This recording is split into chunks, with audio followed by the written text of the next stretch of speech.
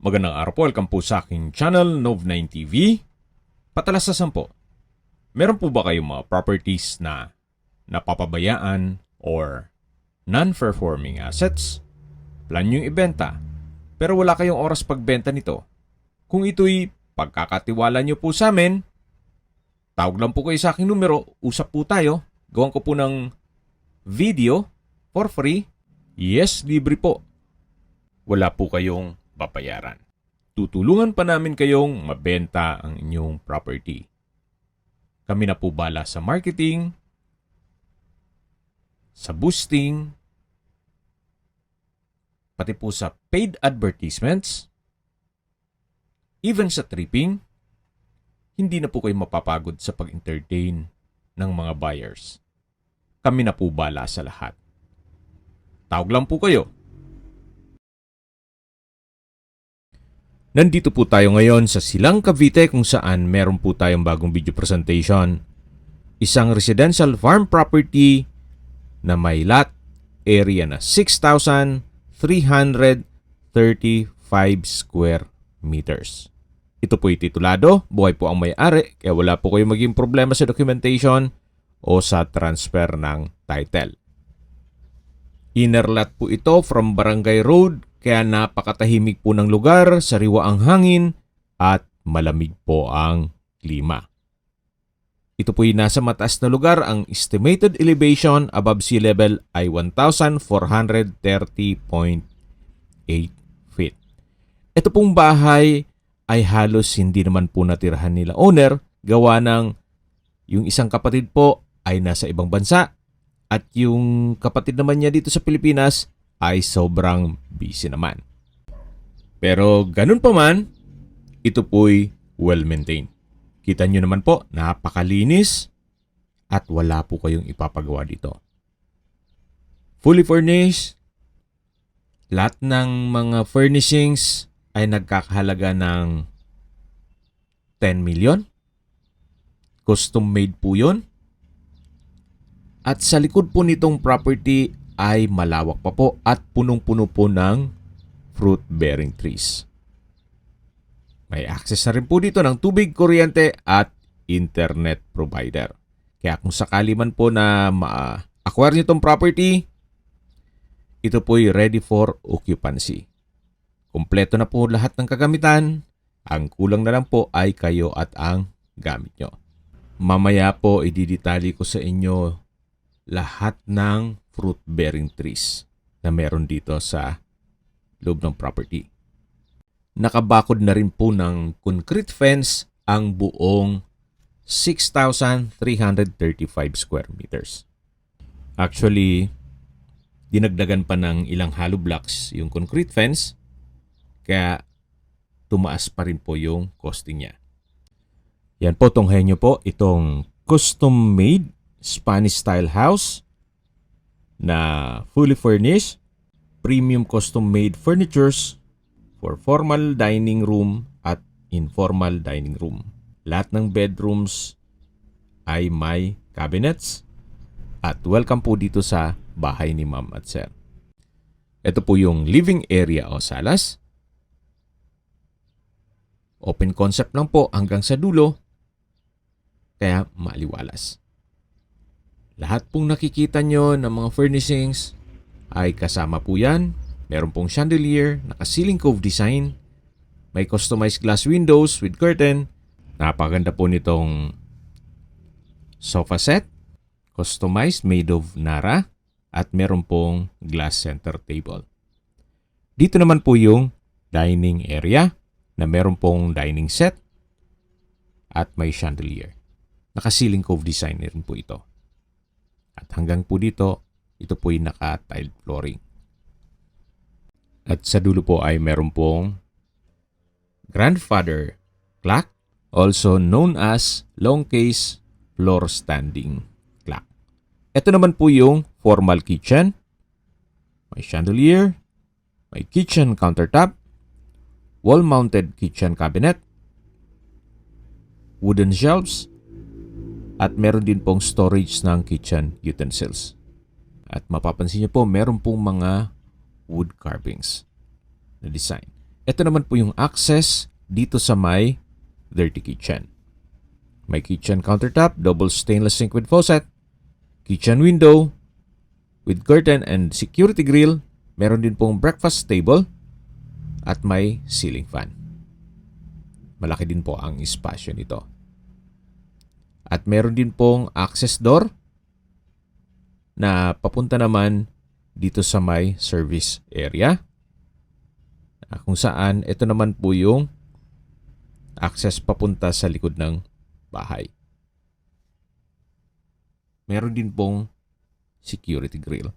Yan po ulit yung breakfast table, yung dirty kitchen na may customized glass window. Meron din pong gas range and range hood na almost new. Then may wooden shelves at may console table. Balik na po ulit tayo dito sa loob. Ito po yung access door na papunta dito sa formal kitchen. Mapapansin nyo po, mula po dun sa living area hanggang sa kitchen, puro kahoy po ang mga furnishings, pati mga disenyo. Yan po yung dining area na may dining set at sa dulo naman yung living area na napakaganda po ng sofa set. Ito naman po yung access door papunta sa covered lanay at open lanay na papunta naman po yan sa likod ng bahay na kung saan punong-puno po ng fruit-bearing trees. Ito naman po yung isang maliit na structure dito sa likod na kung saan ito po ay dirty kitchen. May kitchen countertop na rin po at wall-mounted kitchen cabinet. Balik po ulit tayo dito. Yan po yung access door na papunta sa loob ng bahay. Ito po yung may customized na security grill. Yan po ulit yung dining area na may dining set. Terno po yung dining set at sofa set. Napaganda ng disenyo. At halos hindi po nagamit ang mga yan. Meron din pong kwarto dito sa baba. Pwede po itong gawing guest room. Or kung meron man po kayong PWD or senior citizen sa pamilya, itong kwarto na to ang para sa kanila. Pero sa ngayon po kasi, wala nang problema yung mga second floor, gawa ng meron na pong home elevator. Kaya maganda rin pong gawin ito na guest room or pwedeng office. Depende po sa inyo kung ano magiging purpose nyo once na ma-acquire nyo yan. Yan po ulit, tunghayan nyo yung dining area at dito naman po yung hagdan. At meron po itong understairs na toilet and bath. Hindi lang powder room, meron pong shower yan. Meron din pong understairs storage, nalagay ng kung anong mga kagamitan o mga abubot. Ito naman po yung tinutukoy ko. May hand wash basin, water closet with bidet, vanity mirror, towel holder, at shower enclosure. Meron din pong hot shower set at ito'y naka-tiled bathroom wall. Yan po yung toilet and bath o understairs toilet and bath. Balik ulit tayo dito sa may living area at dining area. Sa mga naka-appreciate po ng mga wooden furnitures, furnishings, yan po, alam niyo naman ang presyo niyan. Medyo may lasa po yan. Gaya po ng sabi ni owner, almost 10 million po ang nagastos nila sa lahat ng wooden na furnishings. At itong bahay naman, yung construction nito, yung costing niya, ang labor at materials ay inabot din ng mga 11 to 12 million, more or less. Dito na po tayo sa hagdan at meron pong staircase window na nag-serves as natural sunlight. At nandito na po tayo sa second floor. Ito po yung hallway. Yan po yung mga kwarto.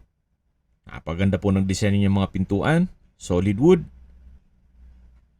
Meron din pong console table, then vanity mirror na may wooden frame. At check po muna natin itong unang kwarto. Sa spasyo, sakto lang. Hindi naman siya ganun kaliit at hindi naman ganun kalaki. Meron din pong customized glass windows with curtain and security grill. May bed frame and mattress, bedside table, may drawer and dresser, at wardrobe. Dito naman po ay may glass blocks, may hand wash basin, then vanity mirror, at may drawer. Ito naman po yung banyo o toilet na kung saan may water closet with bidet, wall-mounted wooden rack, towel holder, at vanity mirror. Naka-tile bathroom wall na rin po yan. Dito naman po sa kabila ay yung shower room. O shower area na kung saan meron pong hot shower set, towel holder, tile bathroom wall, at bathroom PVC door. Yan po ulit yung hallway, may console table, then may wall-mounted vanity mirror, at ito naman po yung third bedroom. Malaki naman po ang espasyo, may bed frame and mattress na halos bago pa po, may plastic pa yan. May drawer and dresser, wardrobe, ceiling cove design, center lamp, pin lamp, at dito po sa dulo ay meron din pong space na meron pong wall-mounted table at wooden chair. Ito po ang third bedroom. Napansin niyo po lahat pong sliding glass windows ay may security grill at may curtain. At napakalinis po nitong bahay. Well-maintained, kaya wala po kayong ipapagawa dito. Dito naman po yung family area. Meron pong galinera na sofa, wall-mounted wooden rack o display rack, at sa dulo po ay may glass window with security grill at may chandelier. Check naman po natin itong fourth bedroom. Naka-solid wood door, may bed frame and mattress na halos brand new, may plastic pa po, hindi po nagamit, may console table, may wardrobe, customized glass windows with security grill, ceiling cove design, at may chandelier. Meron din pong drawer. Yan po ulit yung family area. At dito naman po yung access papunta sa balkonahe. Pero check po muna natin itong common toilet and bath.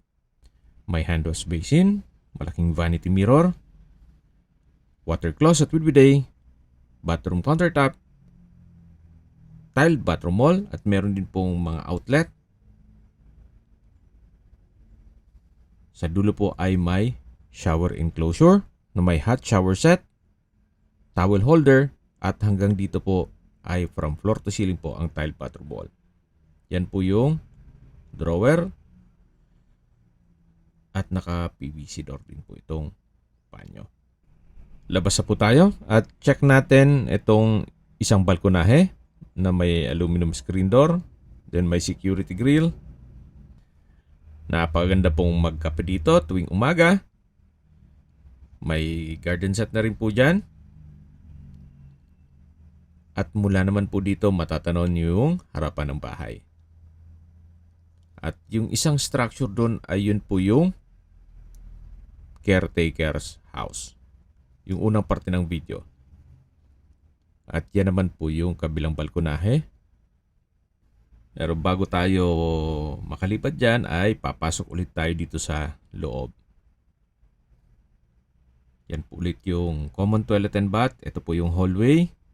Yan yung pang-apat na kwarto.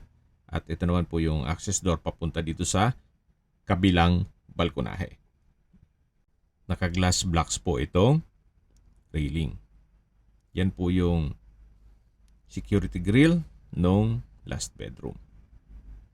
May mga ilang fruit-bearing trees din po dito sa harapan. At yan po yung concrete fence na kung saan tinaasan pa po yan ni owner. Balik ulit tayo dito sa loob. At check natin yung ibang parte nitong bahay. Yan po ulit yung family area. Yan yung common toilet and bath. Ito yung 4th bedroom. Then yung 3rd bedroom. Yung 2nd bedroom. At ito naman po yung hagdan na meron pong staircase window na nag-serve sa as natural sunlight at meron din pong carved wooden console table with matching mirror.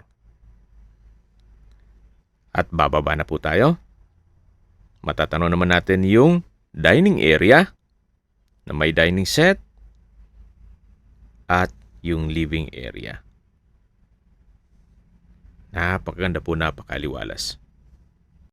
Habang papunta po tayo sa likod ng bahay, pag-usapan natin ang distance, location at travel time. Mula po sa bayan ng Silang, ang distance is 6.2 kilometers at ang travel time is 18 minutes. Kumpleto na po doon gaya ng public market, groceries, convenience store, remittance center, banks, schools, church at hospital. Yan po yung lagi kong binabanggit sa inyo na dapat nyo i-consider sa paghanap ng property ay meron pong malapit na hospital. Hindi ko naman po sinasabing sakitin kayo. Yan naman po for emergency purpose lang naman. At mula naman po sa highway na Tagaytay Santa Rosa Road, ang distance is 4.2 kilometers at ang travel time is 11 minutes. Mula naman po sa Tagaytay Flower Market, ang distance is 6.1 kilometers at ang travel time is 14 minutes. Mula naman po sa Tagaytay Rotonda, ang distance is 8.9 kilometers at ang travel time is 21 minutes kasama ng traffic. At mula naman po sa Manila o sa airport, ang distance is 48.7 kilometers at ang travel time is 1 hour and 15 minutes. Okay, dito na po tayo sa likod ng bahay at detalye ko lang sa inyo ang mga fruit-bearing trees dito. Meron pong 12 puno ng lansones. Meron din pong 14 na rambutan, 7 abukado, 7 langka, 5 mangga, 10 marang, may kalamansi din po, 5 puno, 10 suha, 8 star apple, 5 santol, 3 bayabas, 2 durian, 20 saging, 8 nyog, 3 makopa, at marami pa pong iba. Hindi nyo na po kailangang magtanim, i-maintain nyo na lang po ito. Napakaganda po. Sa mga nag-skip po ng video, recap lang po. Ito pong property ay nasa Silang, Cavite. Napakalapit lang po nito sa Tagaytay. Wala pa pong 15 minutes. Nandun na po kayo. May lot area po ito na 6,335 square meters. Ito'y titulado, buhay po ang may-ari at ang bahay naman ay halos hindi natirhan ni owner. Gawa ng nasa ibang bansa po sila.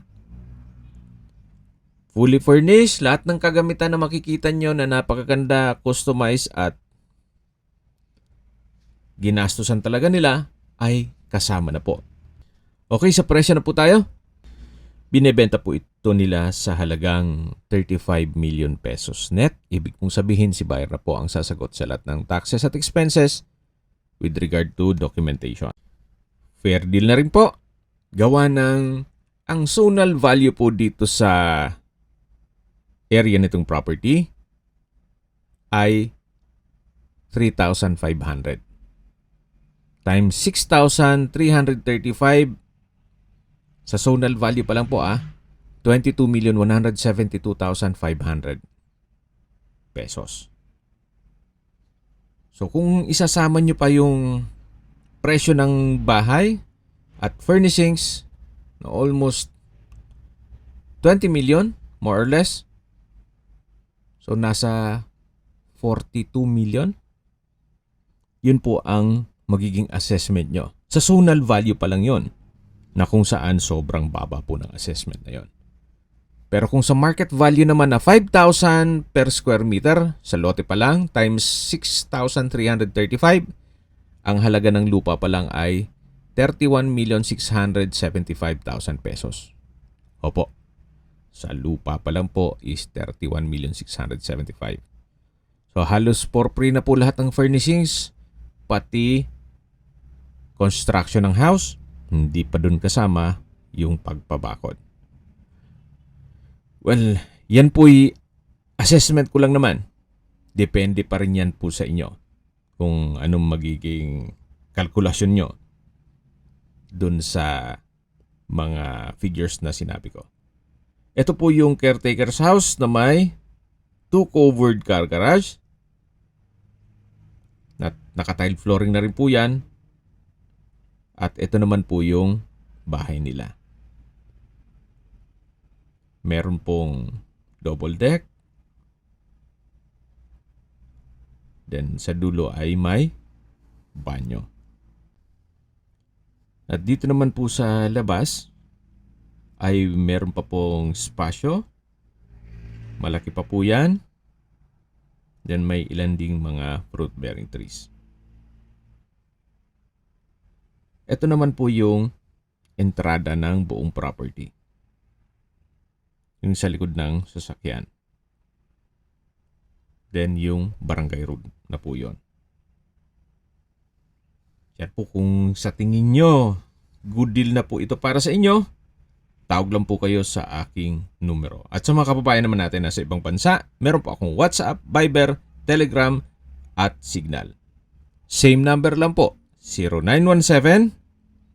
0917-316-3399. Sa mga nagtatanong naman po ng aming Facebook, meron po aming Facebook page na Nov9TV at Facebook Real Video. Meron din pong TikTok at Instagram. May ibang YouTube channel po kami, the Nov9TV channel, Nov9TV Listings, Nov9TV On The Spot, Nov9TV Updates, at Nov9TV House Rental. Sana po naibigyan nyo ang video presentation. Paki-like and subscribe na lang po sa aking channel para ma-update din po kayo sa aking future listings. Kung sakali po hanap nyo yung mas malaking sukat ng lupa, meron din po kami ibang listings na pwede nyong pagpilian. Huwag po kayong mag-atubiling tumawag sa amin. Then, let us know your budget para malaman namin kung anong property pwede naming ilog sa inyo. Sa lahat pong viewers, subscriber at nagtiwala po sa amin, salamat po sa suporta. Ingat po kayo lagi at yung pamilya. Maraming salamat po.